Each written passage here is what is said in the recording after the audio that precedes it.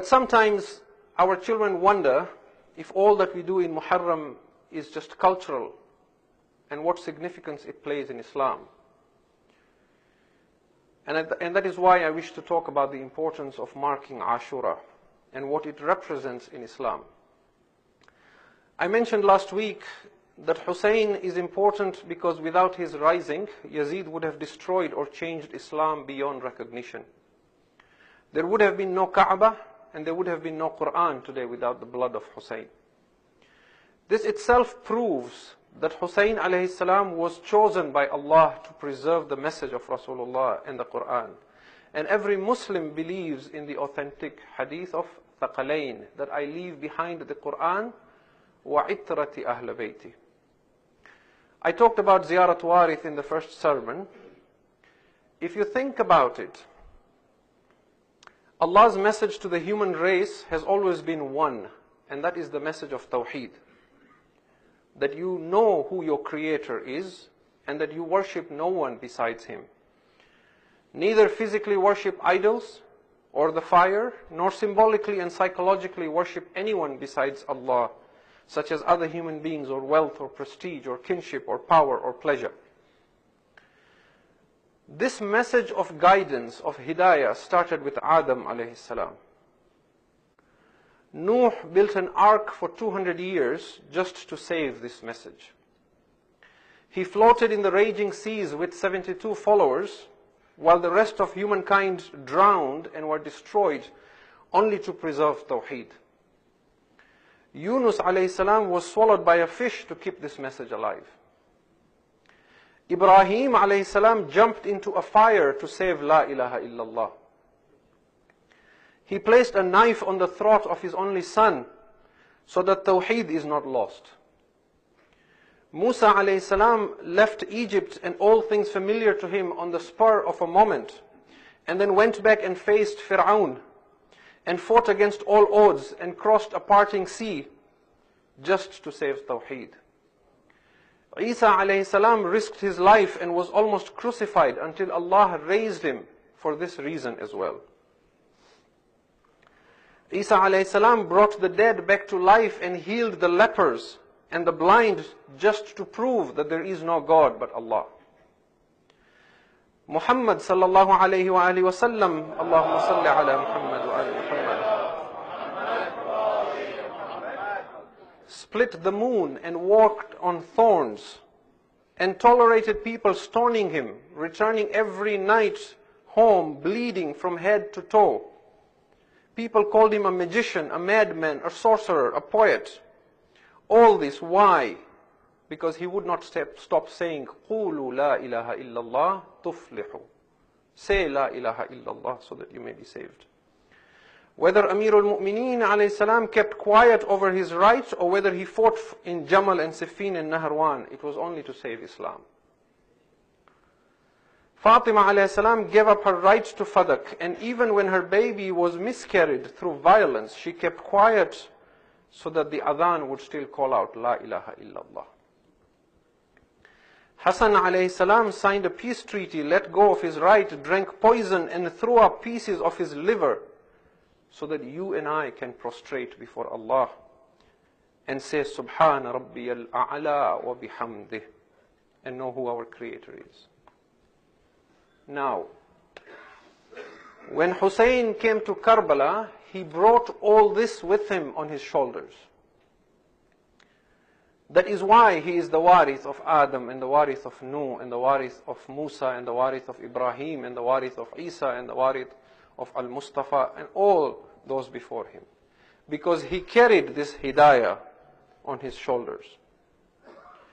If Hussein was to fail in Karbala, then all guidance ever sent to human beings would fail. Yazid represented the darkest period in Muslim history. Keep in mind that even the madhahib that you have amongst the Sunni Muslims today, the Shafi'i, Maliki, Hanafi, Hanbali, this came about, the formation of these came about during the time of Imam al-Baqir and Imam al-Sadiq alayhi salam later on. In other words, at the time of Imam Hussain alayhi salam, the aqidah and the fiqh and the knowledge of Muslims had not yet been established so solidly. At that point, it was Hussein and it was Yazid. And if Hussein was to fail, then all guidance to human race would fail. And that is why on the day of Ashura, we must not forget Zainab alayhi salam as well. Because the sacrifice of Hussein and his victory over Yazid and the revival of Islam would not have emerged from the sands of Karbala if it was not for her.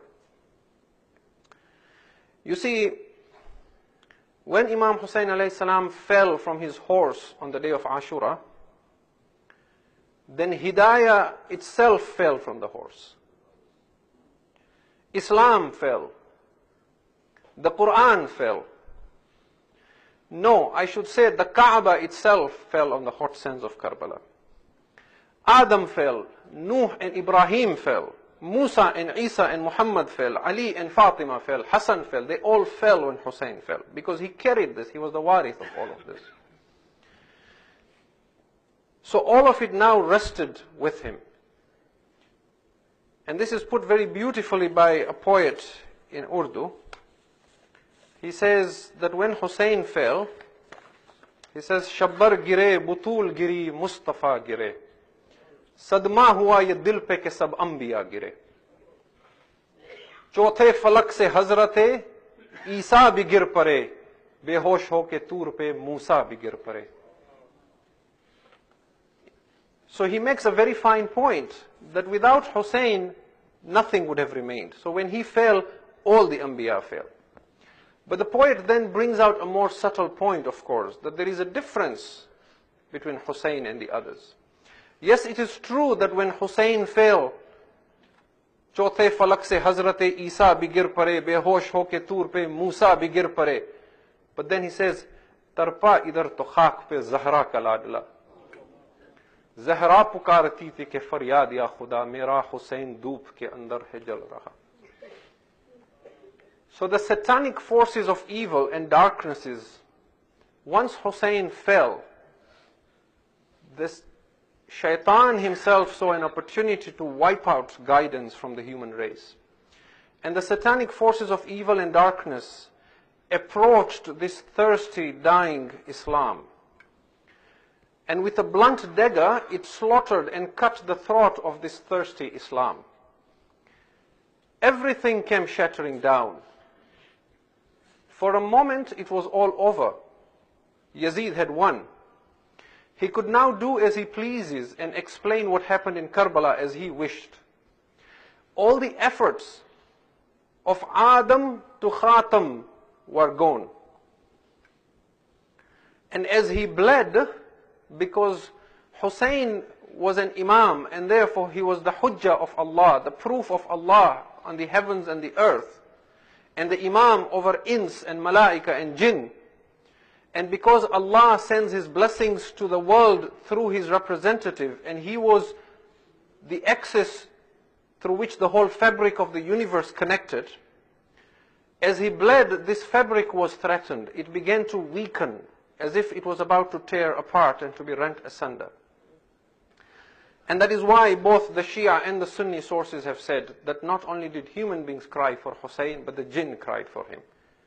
And they have said, for a moment the sun was eclipsed on the day of Ashura, and the stars came out, and people thought the day of judgment had come to pass. A shockwave rippled through Karbala. The land began to quake. The heavens rained blood. Every stone began bleeding, and every tree and every leaf turned red. The waters of Furat began rising, fi mawjin kal jibal. They rose like waves, calling out, Ya Hussein, Ya Hussein. As if saying, Oh Hussein, we are majboor and cannot come to you, but you come to us that we may quench your thirst. And as Islam itself, guidance itself was perishing, something amazing happened. Something most unexpected. A woman in white, whose white abaya was covered in the blood of Ali al-Akbar, was seen running out from the Khayyam of Hussein. She came running out towards the battlefield as if to save Islam. whether there were 30,000 soldiers or 120,000 soldiers. They fought 72 men, they killed a 6-month-old baby, but now they all stood watching. No one could stop Zainab. Those of you who have been to Karbala, those of you who have not, may Allah inshallah bless you with the ziyarah, you have seen the distance from Tilla Zainabiyya to the Qabr of Hussain. So she must have gone at least that distance while they stood watching, not able to stop her. Then she placed her hands under the body of Islam itself. And like a standard or a flag that had fallen in a battlefield, but is raised once again, or like a phoenix rising from the ashes, she lifted Islam and the Quran once again. Her father had uprooted the gate of Khaybar. Zainab lifted the Kaaba again and set it right. Zainab now lifted Adam, Zainab lifted Ibrahim, Zainab lifted Nuh, Zainab lifted Musa, Zainab lifted Zakaria and Yahya, Zainab lifted Yaqub and Ismail and Ishaq and Dawood and Sulaiman and Isa. Zainab lifted Muhammad and Ali and Fatima and Hassan. And with all her might and all her strength, she lifted Islam itself. She lifted guidance itself once again and said, Allahumma taqabbal minna hadha al-qurban. This is not a small matter, my dear brothers and sisters. Because now, the forces of Yazid realized that the battle is not over, it has just begun. Once again now, the adhan would be heard. Zainab had saved Makkah and Mina. Zainab had ensured that once again there would be salat and sawm and zakat and hajj. That the sacrifice of Hussein would not remain in Karbala. If the waters of Furat did not reach the children of Hussein, Zainab made sure that Zamzam would continue to flow. If today people throng in millions towards the Kaaba calling out, Labbaik, Allahumma Labbaik, La Sharika Laka Labbaik, it is because of Zainab. It is because of Zainab and her stopping Yazid from silencing these voices. And it is because of her as well that once again now the son of Hussein, Ali Zainul Abidin, became the warith of the Anbiya. It is because of her that he could now turn to Yazid. Even though he was chained, he could look at him in the eyes and say to him, O Yazid, this Muhammad who is mentioned in the Adhan, is he your grandfather or is he my grandfather? It is because of Zainab that Zainul Abidin could now say, Man arafani arafani, he who knows me knows me, he who does not know me, let him know me. In the court of Yazid. Now he was able to say, Anabnu Makkata wa Mina, Anabnu Zamzama wa Safa, Anabnu Taha wa Yasin. I am the son of Makkah and Mina. I am the son of Zamzam and Safa. I am the son of Taha and Yasin. Because she saved Islam. And how many times Zainab saved Imamat itself? She saved him from a burning tent. She saved him when he saw his father's body, when they were parting Karbala and his soul was about to leave from his body. She threw herself just to distract him. She saved him from being killed by Ibn Ziyad. One of the miracles that prove the right of the Ahlul Bayt alayhimus salam is how narrowly guidance and hidayah escaped extinction, and how whenever Allah rescued Islam, He always did it through the children of Abu Talib. So Ashura is most significant. Let it not be small in your eyes, my dear brothers and sisters. And Rasulullah has said, Inna liqatli waladi al-Husayn hararatun fi qulubi al-Muslimin la tubridu ila yawm al-qiyamah. In the killing of my son Hussein, there is a fire that is lit in the hearts of the Muslims. Nothing will cool that fire until the day of judgment.